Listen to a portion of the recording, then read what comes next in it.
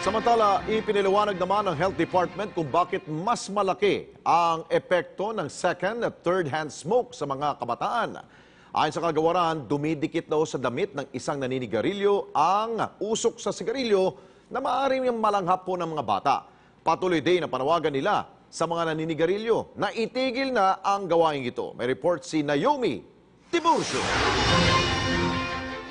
Sa unang tingin, mukhang malusog ang 1-year-old na si Yan Yan. Ngunit ngayong Enero, tinamaan siya ng malalang lagnat at ubo na kalaunan ay nalamang pneumonia na pala.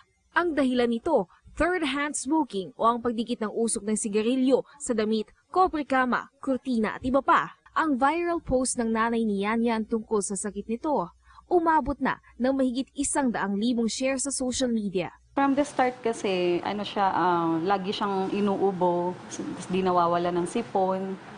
Kala ko doon lang sa aircon. Ilang araw din siyang nilalagnat.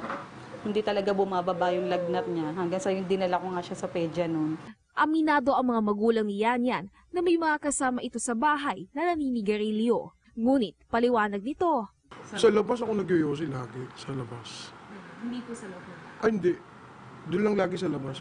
Siyempre, di ba, pag nag-yosi ka, dumidikit yung usok sa damit, nalalanghap niya rin. Panayang yakap pa naman sa akin ng bata. Ayon sa eksperto mula sa Department of Health, mas malaki ang epekto ng second at third-hand smoking sa mga bata, lalo na ang mga may mahinang resistensya. Ang gagawin, maninigarilyo, either sa sala o sa anumang parte ng bahay, and then tsaka babalik doon sa kwarto na kung saan nandun yung bata. Without knowing na while he is smoking, na a-adhere din ang tobacco smoke doon sa kanyang damit. Dagdag pa ng DOH. Yung second-hand smoke ang pinakamasama eh.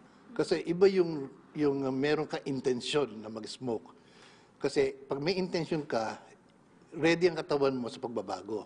Pero kung wala kang intensyon at nahihigop mo yung smoke, yung katawan mo hindi ready. Noong 2015, nasa 22% o nasa 15 milyong Pilipino ang naninigarilyo. Bumaba na ito kumpara sa 29% noong 2009 dahil sa pagtaas ng tobacco excise tax. Maliban sa pneumonia, ang mga madalas makalanghap ng kemikal ng sigarilyo, bata man o matanda, ay prone na magkaroon ng respiratory tract infection, sakit sa puso at iba pa.